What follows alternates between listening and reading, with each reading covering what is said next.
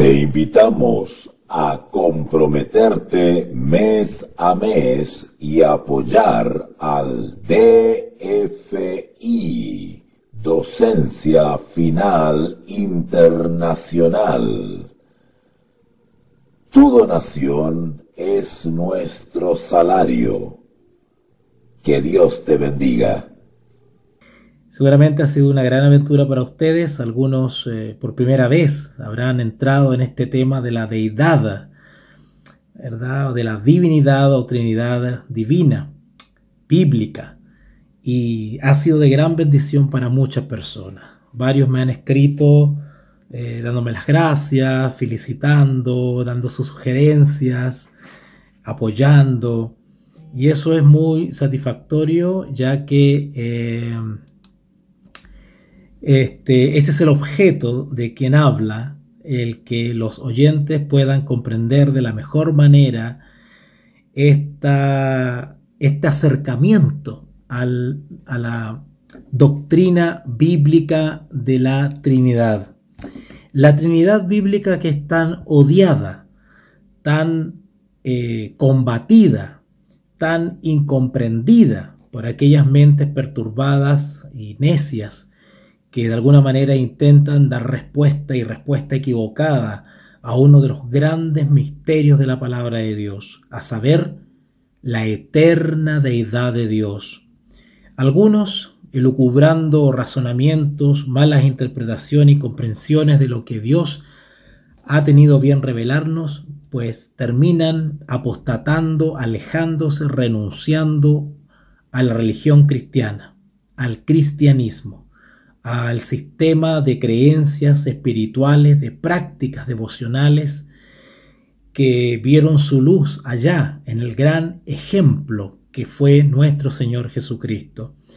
Y lo peor aún es que muchas de estas personas, si no todas aquellas que cuestionan y combaten y guerrean contra Dios, creen que son cristianas, en circunstancias que han abandonado el cristianismo por el solo hecho de tomar la decisión fanática de combatir las tres personas de la deidad bíblica. Miles y miles de hermanos nuestros están dejándose enredar en esta telaraña de la confusión satánica que los lleva a abandonar la religión verdadera, la religión cristiana, y por sobre todo a cuestionar y a tergiversar y adulterar el fundamento de la religión cristiana, que es la palabra de Dios.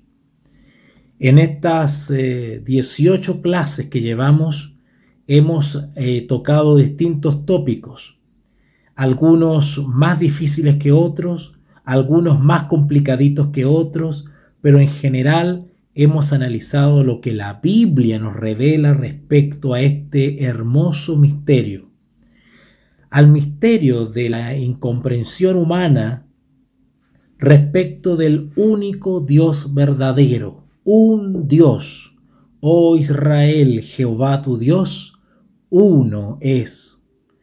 Y sin embargo, nuestro Señor Jesucristo nos dice allá en San Juan, y yo rogaré al Padre para que os envíe el Consolador. Tres personas que conforman esta deidad única, de naturaleza única y sin embargo también plural. ¿Cómo entender eso? ¿Cómo comprenderlo? No podemos entenderlo plenamente, sino que parcialmente.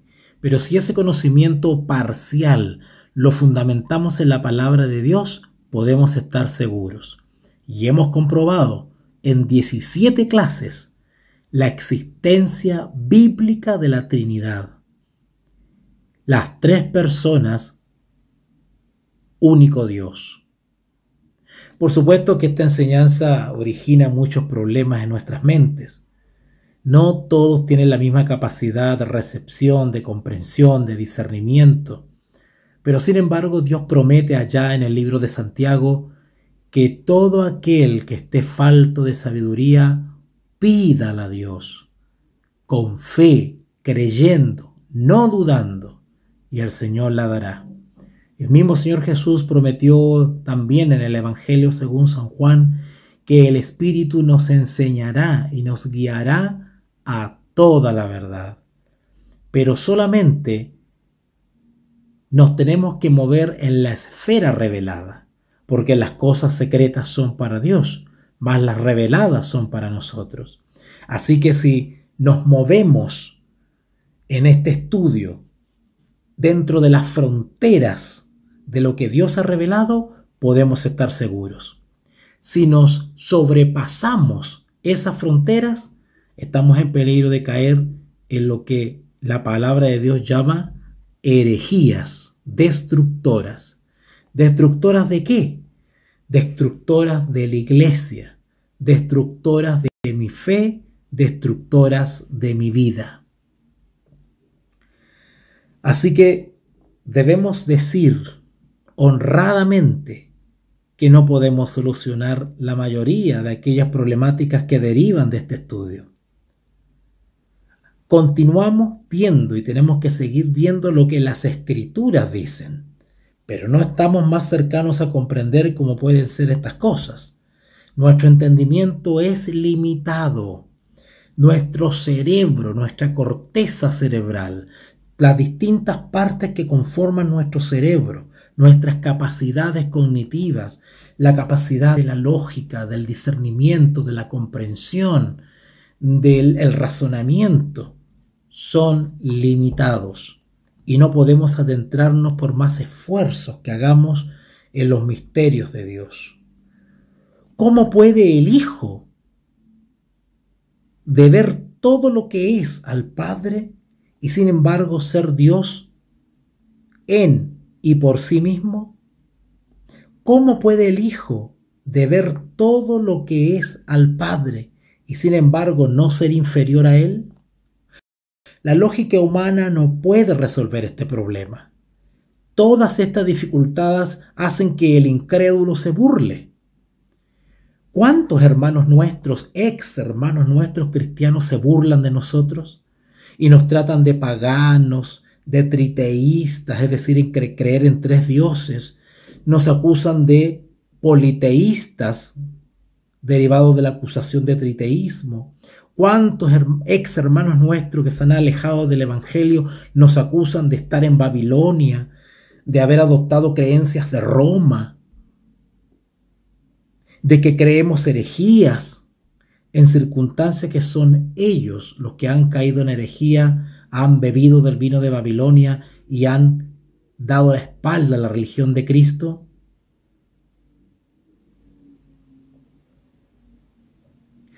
Todas estas dificultades hacen que el incrédulo se burle de nosotros, pero nosotros podemos estar tranquilos en la firme plataforma de la palabra de Dios. Escrito está. Y si ustedes me permiten añadir, escrito está con una correcta interpretación o hermenéutica o exégesis, que son disciplinas teológicas que nos ayudan a conocer los correctos principios de interpretación bíblica. Bueno, quienes nos calumnian y nos acusan de herejes y de triteístas y de estar en Babilonia por creer en la existencia bíblica de la Trinidad, pues ellos no saben lo que están diciendo. Ellos adolecen de la capacidad de entendimiento, comprenden de manera torcida no solamente los textos, que no los aplican en su armonía general, porque no comprenden una geografía del Evangelio, sino que ellos entienden ciertos textos y ciertos relatos sesgadamente, dando una interpretación caprichosa y al mismo tiempo antigua, pues sus creencias no son nada nuevo, sus posiciones son posiciones heréticas que datan de siglos y siglos atrás, confeccionadas por el mismo diablo para pervertir la fe de los santos. Ya los apóstoles, y en especial el apóstol Pablo, nos advertía respecto a tener cuidado de los falsos maestros que llegan de manera solapada con interpretaciones y doctrinas destructoras. Ustedes recuerdan ya al apóstol Pablo en Gálatas capítulo 1. Gálatas capítulo 1. Vamos a Gálatas, hermanos míos. Gálatas capítulo 1. Recuerden que alguna vez hicimos un curso, un seminario de Gálatas y estudiamos Gálatas completo, texto a texto. Y por eso me trae a la memoria lo que le pasó a los Gálatas. Nuestros hermanos Gálatas les sucedió algo tremendo, terrible. Algo que si nos pasa a nosotros ahora, corremos el riesgo de quedar sin el sello de Dios. ¿Sabían eso ustedes? ¿Sabían eso ustedes que para quedar sin el sello del Dios vivo, no basta con negar la ley de Dios, en especial su día de reposo verdadero, del cuarto mandamiento? No basta, porque el enemigo tiene 1000 conductos por los cuales desviarnos de la verdad bíblica, del evangelio eterno.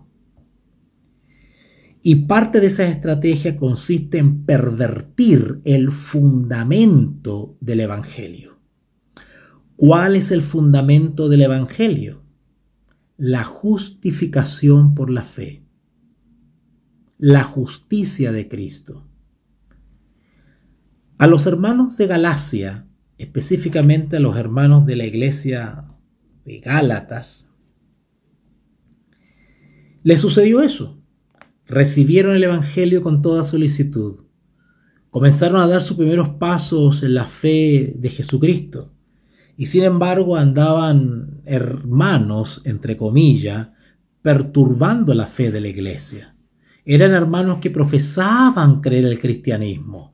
Decían que eran cristianos, pero decían que tenían una interpretación más correcta. Eso decían. Ellos eran conocidos como los judaizantes. Y el apóstol Pablo los amonesta a los hermanos de Galacia. Y les dice allá en el versículo 6, Gálatas capítulo 1, versículo 6, estoy maravillado de que tan pronto os hayáis alejado del que os llamó por la gracia. ¿Por qué le dice Pablo, estoy maravillado? Eso de maravillado es sorprendido. El apóstol Pablo le decía a los Gálatas, estoy sorprendido de que tan pronto, tan fácil, os hayáis alejado de que os llamó por la gracia de Cristo. Cuando dice Pablo que los hermanos de Galacia se estaban alejando de la gracia de Cristo, está poniendo en contraste un mensaje que es la salvación por obras, el cumplimiento de ciertos ritos o prácticas de la ley mosaica. ¿Cómo es posible que os hayáis alejado de que os llamó por la gracia de Cristo, no por las obras de la ley, para seguir un evangelio diferente? Cuando ustedes analizan las interpretaciones de los herejes o perturbados espirituales que intentan inquietarnos, tratándonos de paganos porque creemos en la Trinidad bíblica, ellos lo que están haciendo es presentar un evangelio diferente que parece cristianismo. Pero cuando vamos a analizar la interpretación que ellos dan a los textos bíblicos, nos encontramos que es un evangelio diferente. Versículo 6, versículo 7. No que haya otro. ¿Notaron? No es que haya otro evangelio. No. Los herejes engañan con el mismo evangelio. Utilizan los mismos libros, la misma Biblia que tienes tú y yo. Usan la carta de Gálatas, usan los Corintios, usan Apocalipsis, usan Timoteo, usan Mateo, usan los mismos libros. Pero le dan una interpretación torcida a los textos para alejar al remanente del que nos llamó por su gracia y no por las obras de la ley. Versículo 7, Gálatas 1:7. No que haya otro, sino que haya algunos que perturban y quieren pervertir el evangelio de Cristo.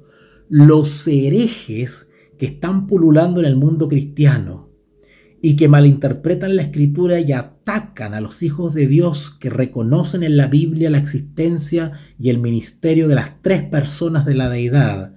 Dice la palabra que perturban, es decir, que provocan perplejidad, nos hacen dudar, nos hacen mover el piso, el fundamento, nos zarandean y quieren, dicen, pervertir, es decir, quieren sugerir dudas el evangelio de Cristo. El apóstol Pablo nos dice, versículo 8, mas si aún nosotros o un ángel del cielo os anunciare otro evangelio diferente.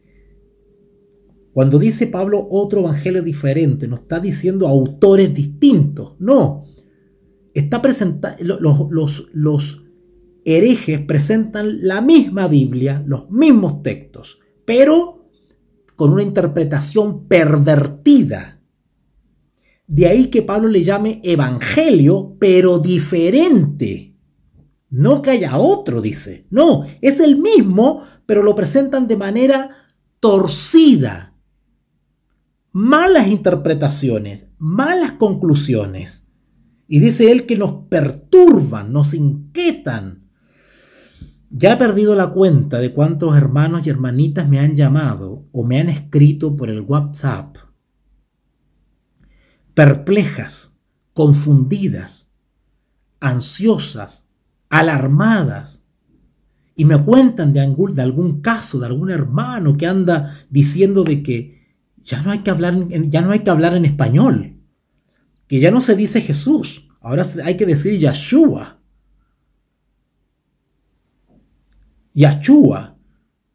porque hay que hablar en el idioma original, que nosotros estamos pervertidos porque usamos el español, ahora hay que usar el idioma bíblico. No, usted está en el paganismo, tiene que salir de Babilonia, porque usted cree en un Espíritu Santo que no existe, que no es ninguna persona, que no es ninguna tercera persona, porque son dos los integrantes o miembros de la deidad, no tres. Que la Biblia, cuando habla del Espíritu de Cristo, es Cristo mismo. No es un tercero distinto a Cristo y distinto al Padre. Y así nos perturban y nos confunden y nos hacen dudar y movernos de la plataforma. Versículo 8, Gálatas 1:8. Mas si aún nosotros o un ángel del cielo os anunciare otro evangelio diferente del que os hemos anunciado, sea maldito. Sea maldito. Como antes hemos dicho, dice Pablo, también ahora lo repito. Si alguno os predica diferente evangelio del que habéis recibido, sea anatema, maldito.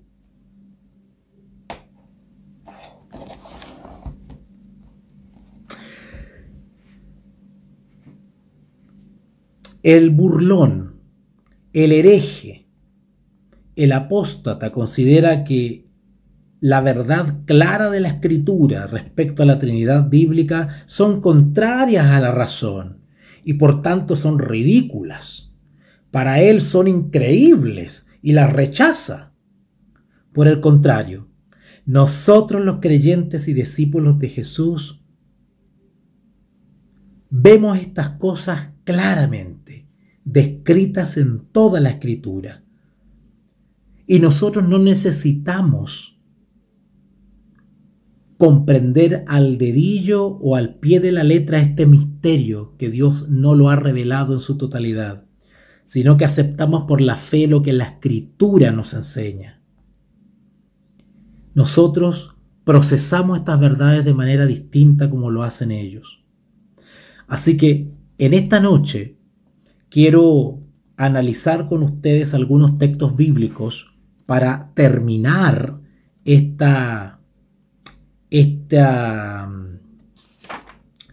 tema que habíamos empezado hace 2 temas atrás, donde hablábamos del Hijo de Dios, hablamos de su generación, que es desde la eternidad, que desde la eternidad el Señor Jesús es Hijo de Dios, unigénito, primogénito, Dios.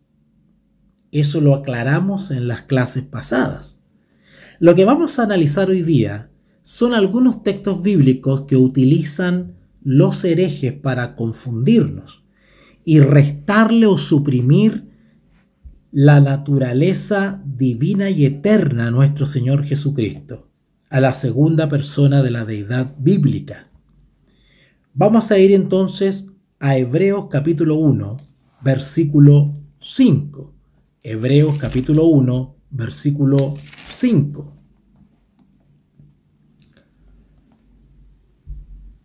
Por ejemplo, Hebreos 1:5 enseña las siguientes palabras. Dice así, que ya lo habíamos leído en clases pasadas, vamos a volver a repetirlo ahora. Porque ¿a cuál de los ángeles dijo Dios jamás, mi hijo eres tú? Yo te he engendrado hoy, y otra vez yo seré a él padre, y él me será a mí hijo. ¿Notaron que el texto inspirado hace la diferencia entre el trato a los ángeles como seres creados y a nuestro Señor Jesús? Versículo 5. Porque ¿a cuál de los ángeles dijo Dios jamás, mi hijo eres tú? Dios Padre nunca ha tratado como hijo a un ángel. En la Escritura dijimos que cuando hablaba de los seres creados, ya sean seres humanos, hombres y mujeres o ángeles, habla de los hijos de Dios en plural, pero el hijo está reservado para nuestro Señor Jesucristo. Y también estudiamos que nuestro Señor Jesús es hijo desde la eternidad y no desde su creación, desde su nacimiento carnal, corporal, desde la Virgen María. Eso lo aclaramos ayer. Y eso es lo que vamos a profundizar un poquito hoy día nuevamente. Porque ese texto de Hebreos 1:5 está basado en el Salmo capítulo 2. Vamos para allá. Salmos capítulo 2. Lo que está haciendo Pablo ahí al citar en Hebreos 1:5 está citando en realidad Salmos 2:7. Salmo 2:7. Si ustedes lo buscan, voy a acomodarme un poquito aquí para tener todo a mano. Okay. Salmo 2:7 dice así: yo publicaré el decreto. Jehová me ha dicho,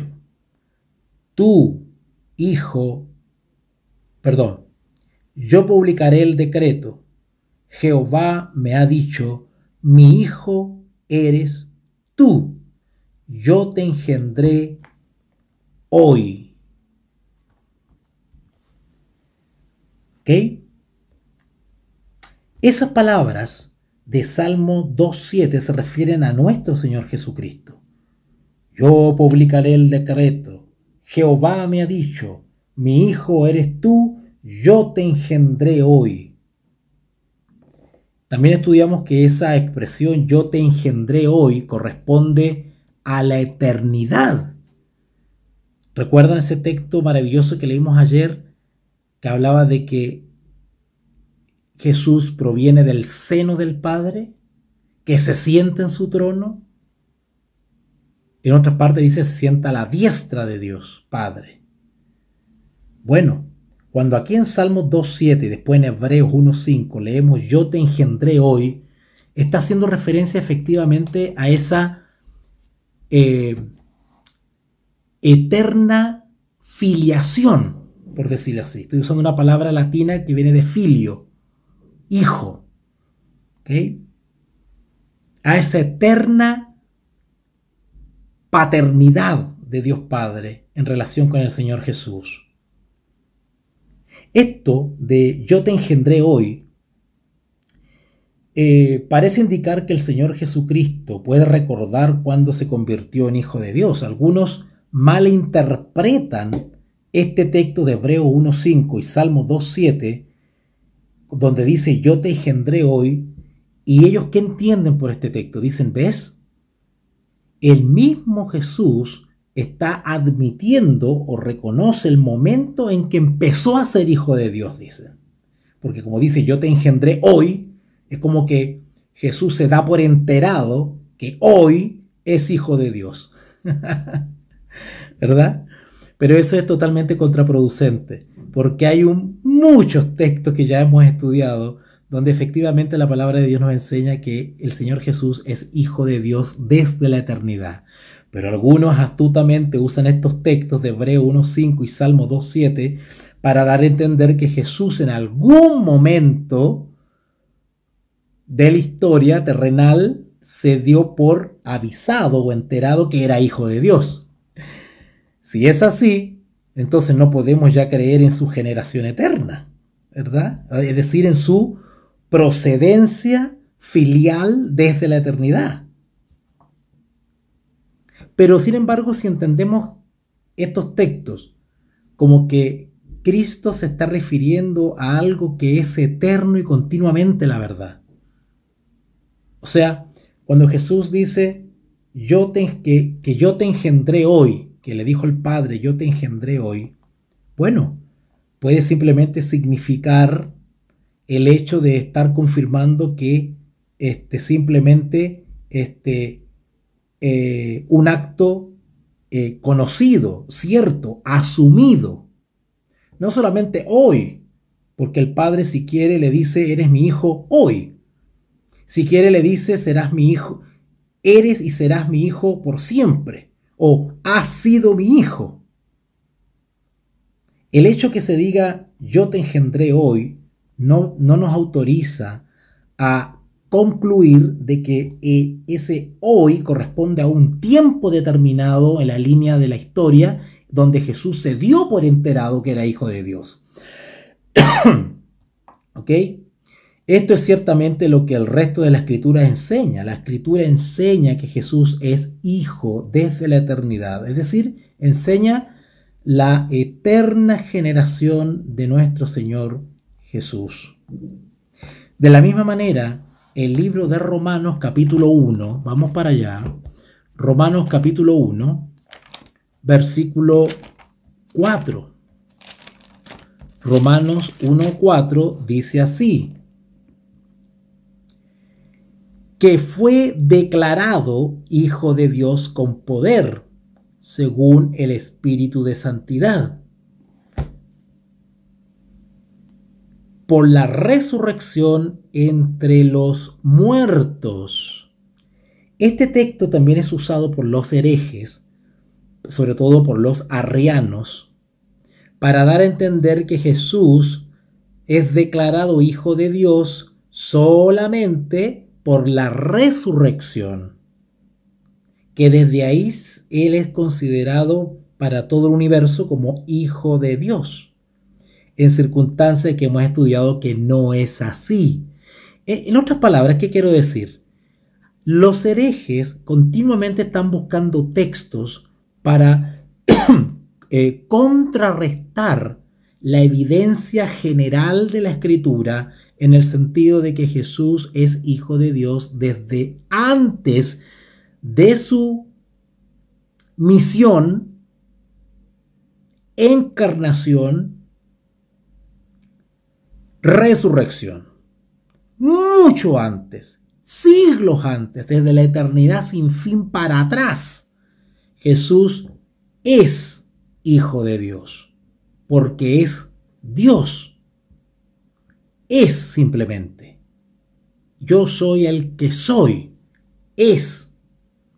Sin embargo, algunos usan este texto de Romanos 1:4 para decir que el Hijo de Dios fue declarado en vistas de su resurrección de entre los muertos. Bueno, este texto de Romanos 1:4 parece indicar que Jesús fue constituido Hijo de Dios por la resurrección. ¿Ok? Ahora, eso es imposible. Es imposible que Pablo, que escribió Romanos, hubiese querido decir eso, siendo que en otros textos, por ejemplo, Romanos 8:3, vamos a avanzar un poquito, Romanos 8:3 dice, porque lo que era imposible para la ley, por cuanto era débil por la carne, Dios enviando, cuando dice enviando, aquí todavía no se ha encarnado, acá todavía no ha sido crucificado y acá todavía no ha sido resucitado, enviando, perdone que me exprese de esta manera, pero lo hago de manera sencilla para que podamos comprender, mientras está siendo enviado, por decirlo así, ¿verdad? Mientras está en vías de cumplirse el engendramiento carnal humano con María, ya Dios lo consideraba como su hijo. Lean el texto otra vez, Romanos 8:3. Porque lo que era imposible para la ley, por cuanto era débil por la carne, Dios. Quiero explicar este texto porque ya que estoy aquí, recuerden que también tenemos un seminario de Romanos, de varios temas también que he desarrollado y lo pueden encontrar en nuestros canales. Cuando aquí el texto de Romanos 8:3, aprovecho a explicar esto, cuando dice, porque lo que era imposible para la ley, ¿qué cosa era imposible para la ley? ¿Qué cosa era imposible para la ley en el contexto de la justificación por la fe?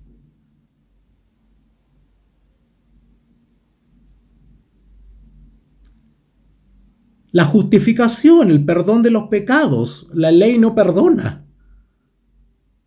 La santificación, la ley no limpia, no santifica, la ley no purifica. La ley cumple un rol en el plan de salvación, ¿ok?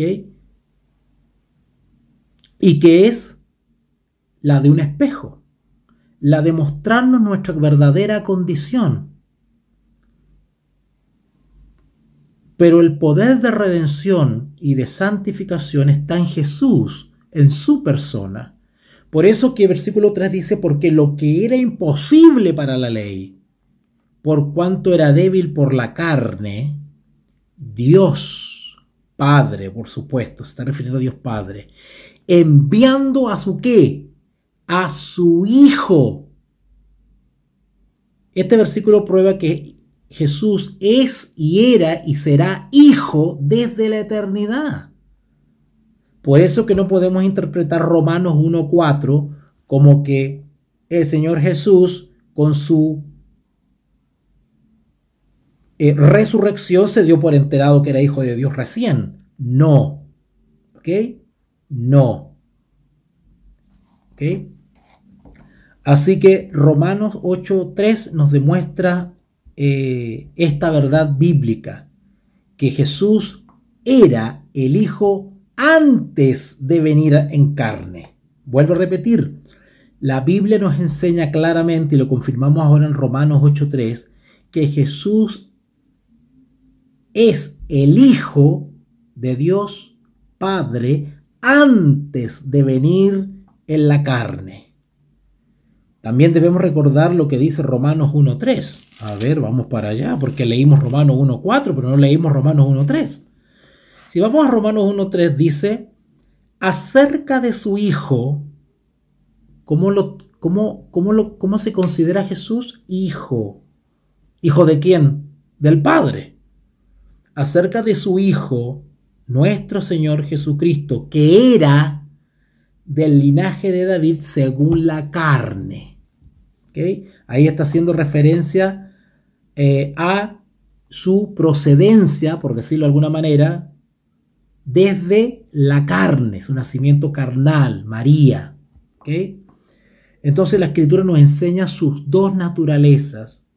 Es Hijo de Dios desde la eternidad, la eterna generación de Jesús, pero también nos habla de que es hijo en el sentido de terrenal, ¿ok?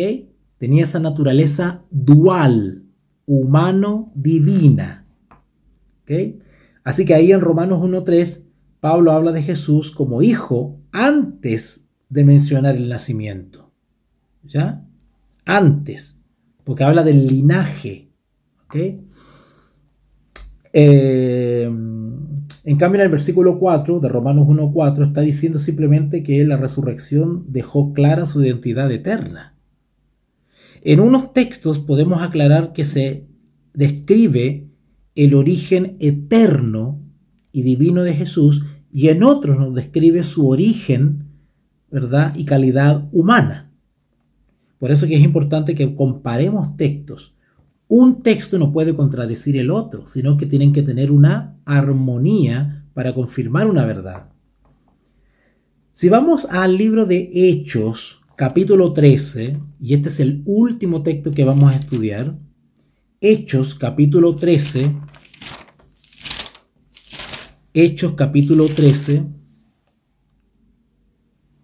versículo 33.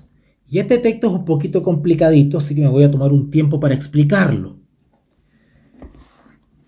Yo no le pido que ustedes aprendan de memoria estas explicaciones, pero creo que escucharlas les va a servir, porque cuando se enfrenten a discutidores o herejes que atacan a Dios y al Dios del Evangelio, seguramente les van a venir con argumentos parecidos a estos y tratando de ponerlos en duda, y ustedes seguramente se van a acordar de estas explicaciones, y eso a ustedes les va a dar seguridad, y el Espíritu Santo, como ha prometido Jesús, les recordará toda la verdad, ¿ya? Y les hará recordar todas las cosas que ustedes hayan asimilado. Bueno, Hechos 13:33 dice lo siguiente. Vamos a leerlo desde el 32. Hechos capítulo 13, versículo 32. Y nosotros también os anunciamos el evangelio de aquella promesa hecha a nuestros padres. ¿Cuál fue la promesa hecha a los padres? Les pregunto yo a ustedes que me están escuchando. ¿Cuál fue aquella promesa hecha a nuestros padres? Cuando habla de padres se está refiriendo a los profetas. ¿Qué cosa se les prometió a los profetas respecto del evangelio? Bueno, todos los profetas hablaron de un Mesías por venir. Y ese Mesías, que ya llegó y resucitó, es el que anuncia Pablo y los demás discípulos. Por eso que el texto dice: y nosotros también os anunciamos el evangelio, es decir, las buenas nuevas, de aquella promesa. Promesa es algo que se promete, pero todavía no se cumple. Bueno, a los profetas se le hizo esa promesa de un Mesías, pero ya en los días de los apóstoles, pues vio cumplimiento esa promesa. Se cumplió. ¿Cómo? Revelándose la promesa. Es decir, al Mesías, que traería las buenas nuevas. Y eso es lo que anuncia Pablo y sus discípulos. Leemos otra vez Hechos 13:32. Y nosotros también os anunciamos el evangelio de aquella promesa hecha a nuestros padres. Y ahora está el versículo que me interesa analizar. La cual, o sea, la promesa, la cual Dios, el Padre, ha cumplido a los hijos de ellos.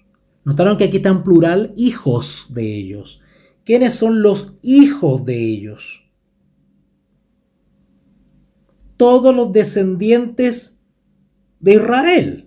Todos los que tenían esta esperanza en el cumplimiento de esta promesa. Todos los que creían en esta promesa son hijos de la fe. Hijos de Israel. Todos ellos. Y a nosotros, es decir, los que alcanzamos la generación donde se cumplió la promesa. Y después sale una frase una palabra que aquí se ha vuelto controvertida, y acá me quiero detener y por favor pongan atención antes de terminar esta clase. Dice ahí, resucitando a Jesús.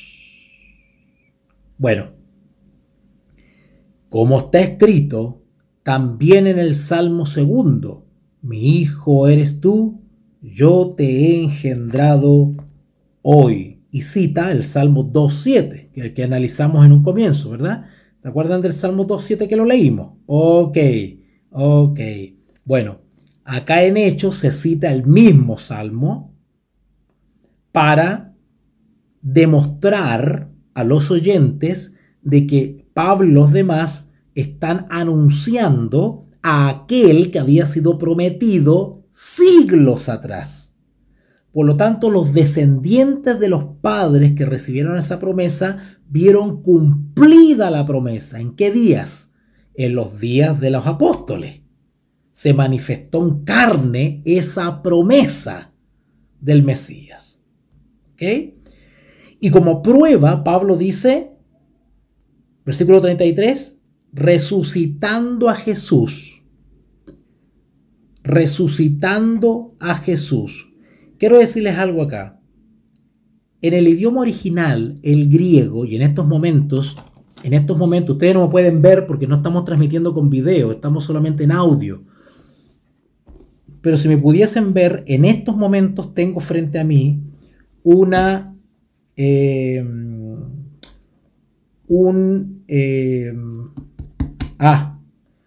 texto interlineal que se llama. Es un Nuevo Testamento donde está el Nuevo Testamento de Mateo, Apocalipsis, pero está escrito en griego. En este momento lo tengo aquí.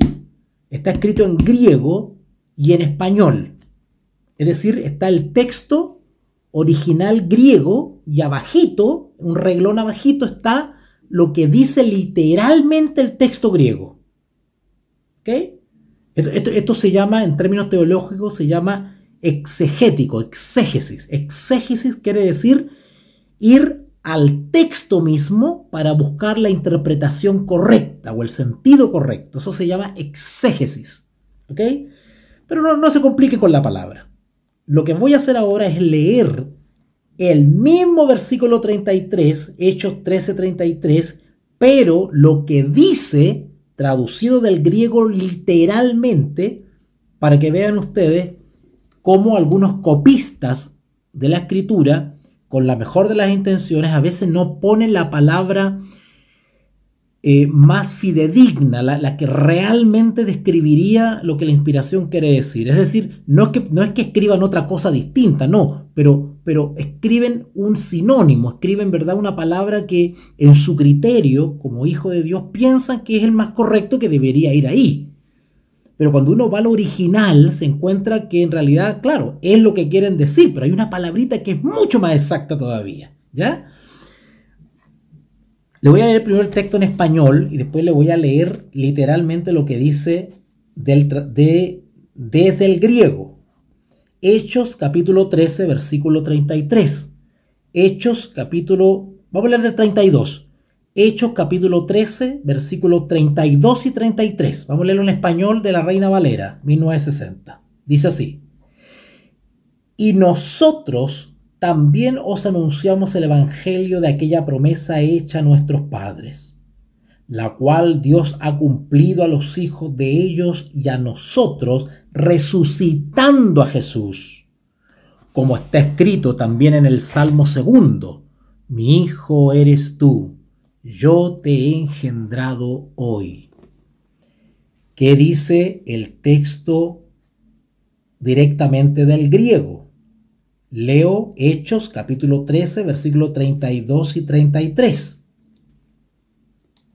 Y nosotros a vosotros evangelizamos a los pueblos. Repito, no era pueblo, era padres, perdón. Es que, oiga, ya yo les los desafío que se pongan aquí a comparar el griego con el español. Es una cosa tremenda. Repito otra vez. Hechos capítulo 13 del 32 al 33. Comienzo. Y nosotros a vosotros evangelizamos a los padres, promesa habiendo llegado a ser, que está, Dios ha cumplido a los hijos de ellos a nosotros, levantando a Jesús. Como también en el Salmo el segundo ha sido escrito, Hijo de mí eres tú, yo hoy he engendrado te. La verdad es que no se entiende mucho. Es un poquito complicado, no está tan fluido, ¿verdad? Es como si estuviese hablando un robot. Pero lo que quiero, el ejercicio que quiero hacer, es que en el idioma original, en el versículo 33, si van a su Reina Valera 60, en el versículo 33 dice ahí entre comas, resucitando a Jesús. ¿Lo encontraron? Resucitando a Jesús. ¿Ya? Recuerden que Pablo lo que quiere demostrar es el cumplimiento de la promesa que fue anunciado a los padres, pero se cumplió en los días de los apóstoles. Entonces él, para probar el cumplimiento de esa promesa, él pone acá, versículo 33, resucitando a Jesús. Bueno, y en realidad es verdad. O sea, si yo fuese Pablo y quisiese probar que tuvo cumplimiento de la promesa, pues aludiría a la resurrección. ¿Por qué no? También podría aludir a la crucifixión, porque eran hechos históricos, hechos conocidos, hechos notables, hechos maravillosos que marcaron una época.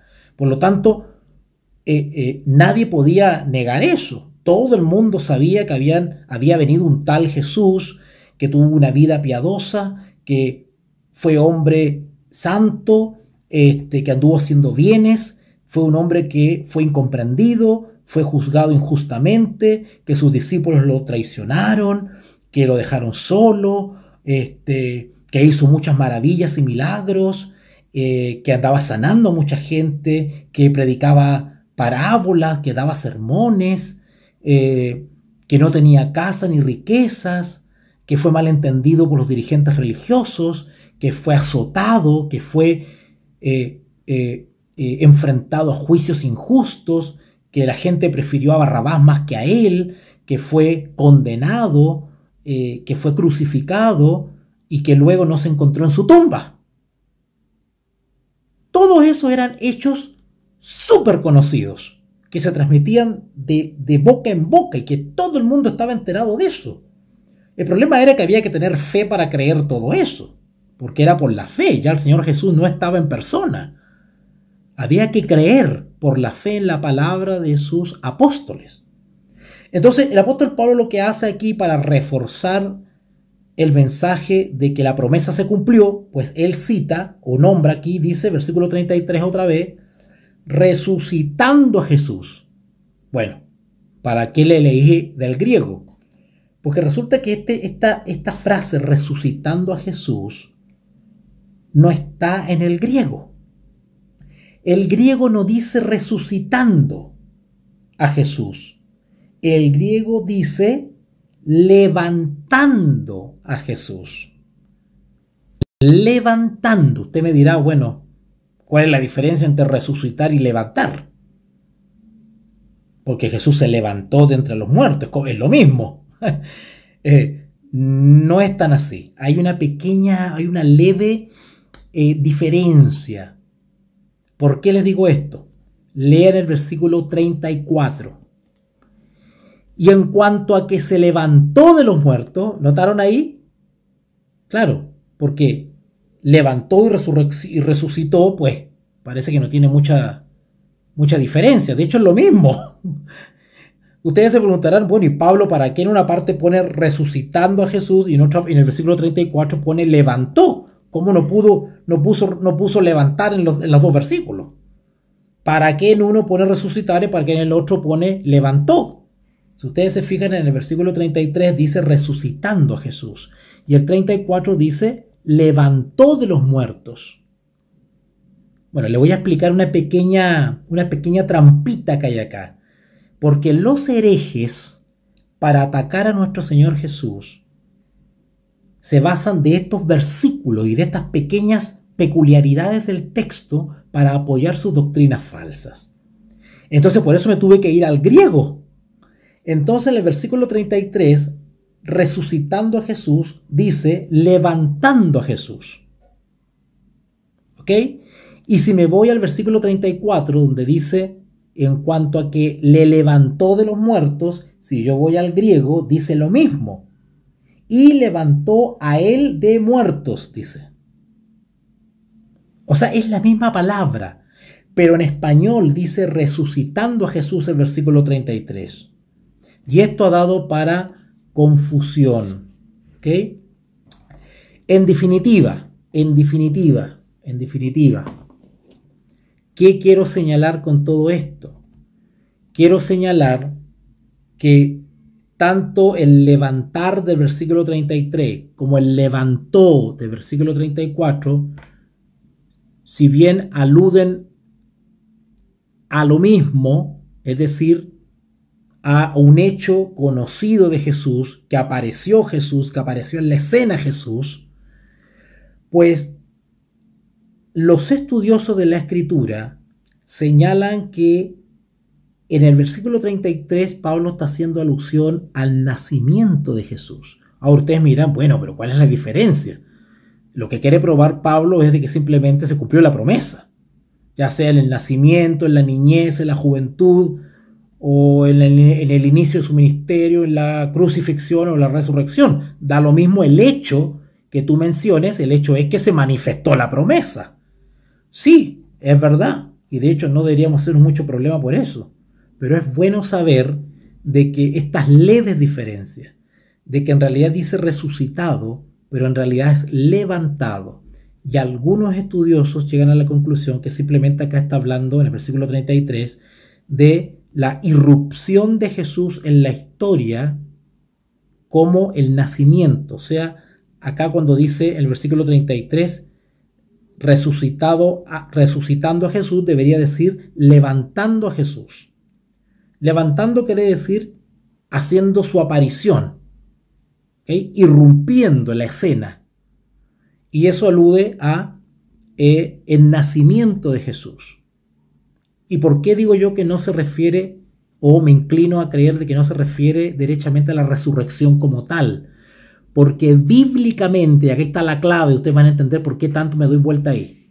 Porque bíblicamente, cuando las plumas inspiradas se quieren referir a la resurrección propiamente tal, siempre escriben levantó de los muertos, siempre el apellido de los muertos. Cuando usted el texto bíblico diga le levantó de los muertos, es que el texto está hablando íntegramente de la resurrección. Pero cuando el texto dice solamente levantó, como dice acá el versículo 33, dice resucitando a Jesús, que en realidad es levantando a Jesús. No necesariamente se refiere a la resurrección como tal, sino que puede referirse desde o el nacimiento de Jesús o encarnación, digamos, por decirlo así, ¿verdad? Como a otro hecho distinto a la resurrección como tal. Usted me dirá, bueno, no es mucho, bueno, da lo mismo en realidad, no es como mucha la diferencia, pero es bueno saber estos detalles porque los herejes se toman de todos esos detallitos y nuestro desconocimiento tal vez del sentido de las palabras para poder dar a entender otra cosa, ¿ya? Así que en Hechos 13:33 es la primera vez que el apóstol Pablo utiliza la palabra levantó, que se refiere al levantamiento de Cristo en su nacimiento.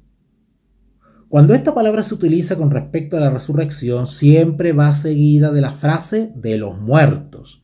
Y se puede observar que se utiliza, acá en Hechos 13:33, se utiliza de esta manera en el versículo 34, ya lo leímos ya, en el versículo 34, cuando dice, y en cuanto a que le levantó de los muertos, ahí claramente dice levantó de los muertos, pero en el 33 dice levantó a Jesús, ¿ok?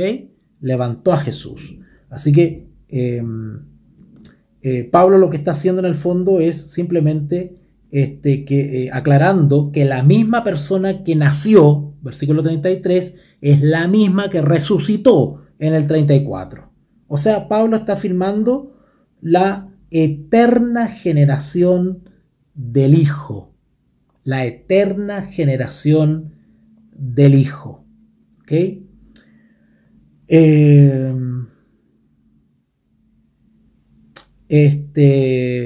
Vamos a dejarlo hasta acá.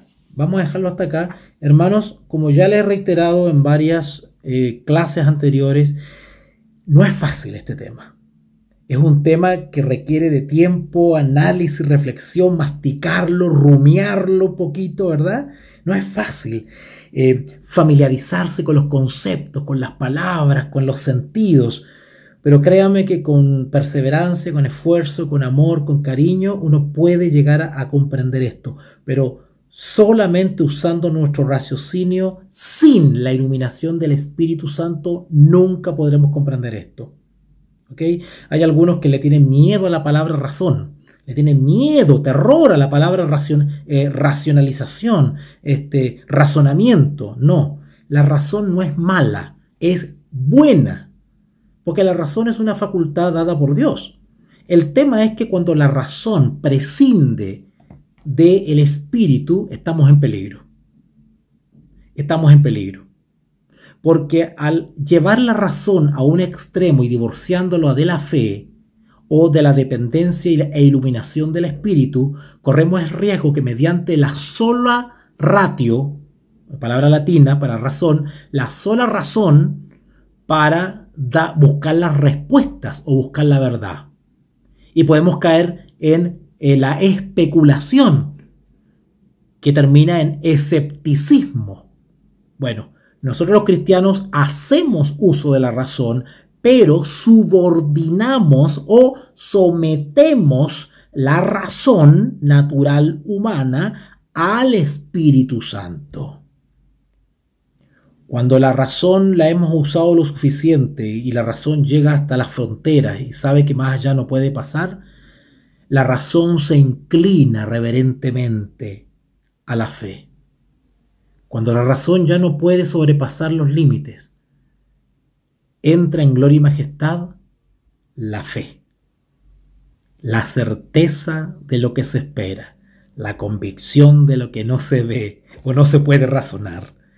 De igual manera, el hermoso misterio de la Trinidad tiene fronteras y tiene límites.